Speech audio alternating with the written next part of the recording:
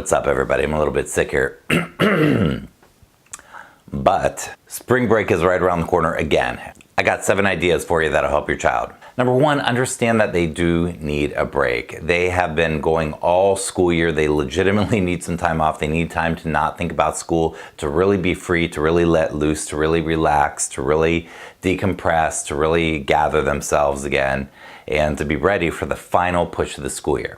Now, the final push of the school year is pretty hard because usually in April and May, there really aren't any 3 or 4 day weekends or any breaks or anything. It's a very strong push for most kids. So like I said, they really need this break bad. 2, don't talk with your kid about school during spring break.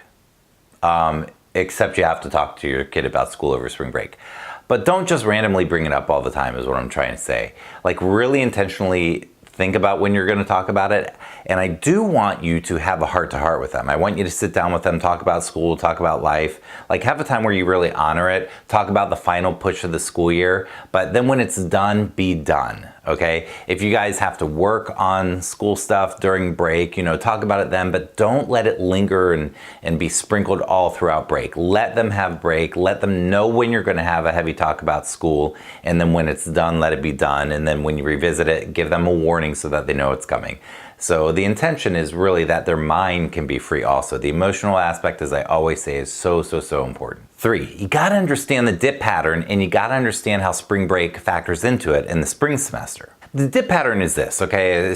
Students who struggle with executive function start off the semester strong, usually, and then a few weeks in, things start to fall apart, but it's hard to see until between week 6 and week 8. And then usually something happens when parents realize suddenly, oh my gosh, things have fallen apart. And then you spend the rest of the semester trying to swim upstream. Your child's trying to dig themselves out of holes, trying to put out fires, and trying to catch up on makeup work, trying to manage their current work, trying to do their final projects, tests, papers, and reading assignments. And then the end of the semester comes up so fast. And with the dip pattern, of course, there are consequences. And in this case, when the school year is over, if your child fails classes, they will have to either take summer school or do retakes in the fall or whatever the consequences are, but the consequences are not pretty. And one of the problems is that kids who struggle with executive function are not realistic about the time and energy that is required in order for them to manage what they have to do for the rest of the semester. Now, this is complicated in spring because motivation tanks because of spring fever. The weather gets nice, all the kids get out this giant burst of energy, and they're even less motivated to do their schoolwork. Plus, they have their normal workload. Plus, they have their swimming upstream workload of makeup work. Plus, they have their upcoming giant papers, exams, reading assignments, and projects. So with that decreased motivation, this is a lot that they have to manage. Number 4, understand that your child probably won't get anything done during spring break.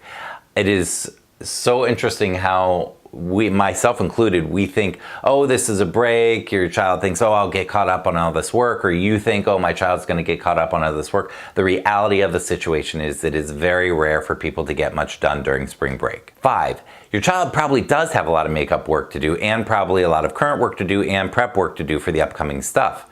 So if you are planning on having your child work over break, if that's really the best thing for them, you want to plan it in large chunks of time.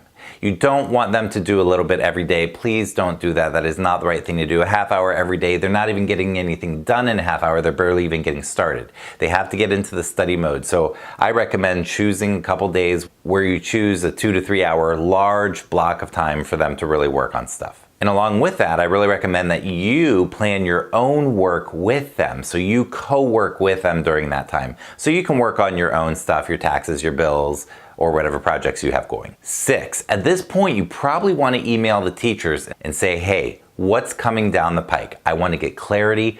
Do we have any papers? Do we have any projects? Do we have any large reading assignments? Do we have any exams coming up? Is there going to be a rubric? Is there going to be a study guide, etc.? You want to get clarity from the teacher as to what's coming up because chances are your child is not going to have the clarity you need. Finally, number 7, stay on it. This is the final stretch. Do not give up. Your child is going to say to you, leave me alone, I got this, stop bugging me, you're annoying, whatever your child says to you to get you to leave them alone.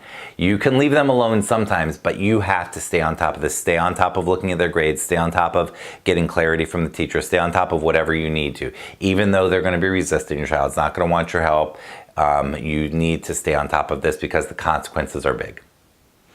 With that, I do hope you have a restful, awesome, fun spring break where you can really enjoy quality time with your child, and I will see you soon. Remember, if you like this video, please subscribe on YouTube, give it a thumbs up, and please share my work with somebody. Have a great day.